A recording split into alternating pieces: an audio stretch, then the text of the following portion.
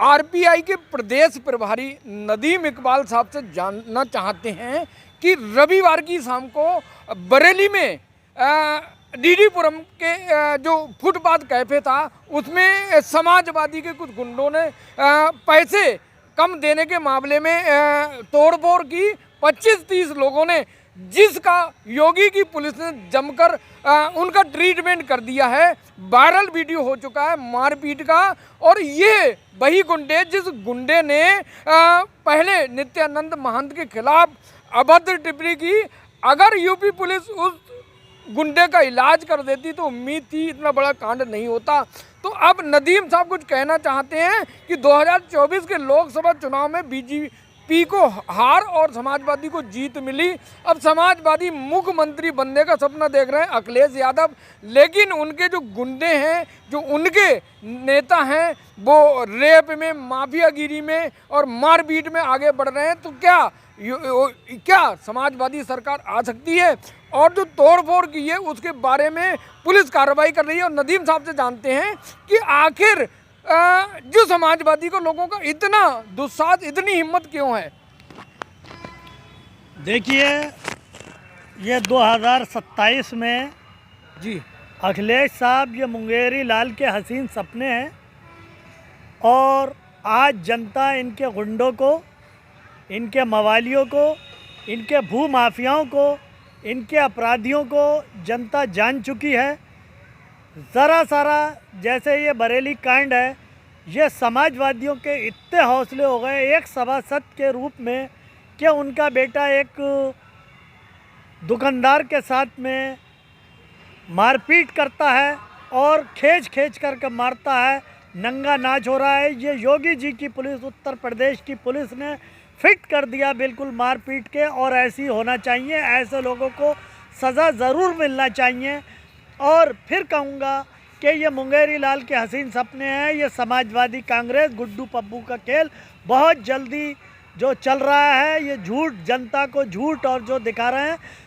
BJP की करनी और कथनी में कोई फ़र्क नहीं है। आज समाजवादी में जो कथनी और करनी, ये हिंदू मुस्लिम की राजनीति करते हैं।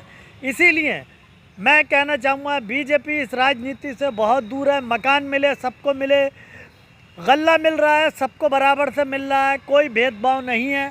फंड अल्पसंख्यक को बराबर से मिल रहा है। इसीलिए ये और माननीय प्रधानमंत्री श्री नरेंद्र भाई मोदी जी और योगी जी 135 करोड़ लोगों के प्रधानमंत्री और मुख्यमंत्री हैं और जनता उनके साथ में है।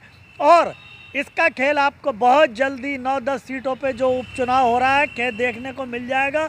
10 सीटों पर कोई दिखाई नहीं देगा। भाजपा की ज़बरदस्त हैट्रिक जीत होगी और भाजपा जीत करके फिर ये 10 सीटों में भी उपचुनाव दिखाएगी।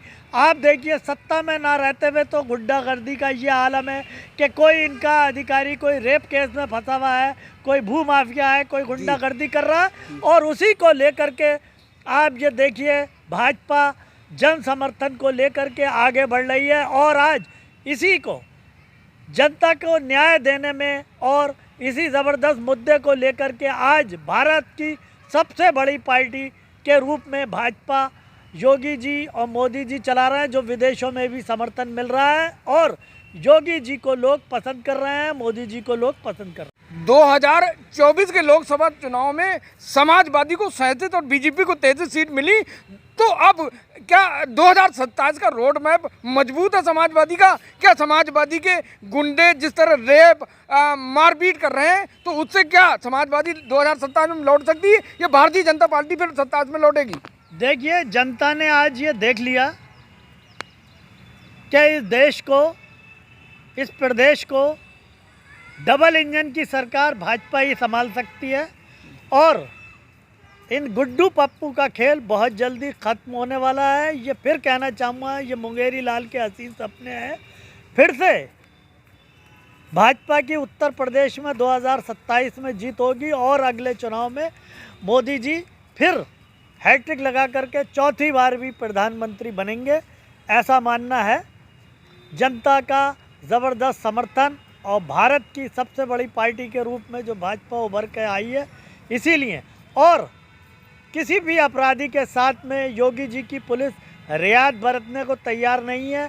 ज़बरदस्त बरेली में भी देखने को मिल रहा है कि अपराधी फौरी पकड़ में आ जा रहे हैं और बरेली पुलिस, उत्तर प्रदेश पुलिस सराहनीय काम कर रही है बहुत जल्दी अपराधियों को ठिकाने लगा करके। और ये इसी का नतीजा है कि या तो अपराधी जेल में है या फिर प्रदेश छोड़ करके भाग गया है। और इसीलिए मेरा ये मानना है कि भाजपा फिर 2027 में जी समर्थन हासिल करेगी और साइकिल पंचर हो जाएगी। साइकिल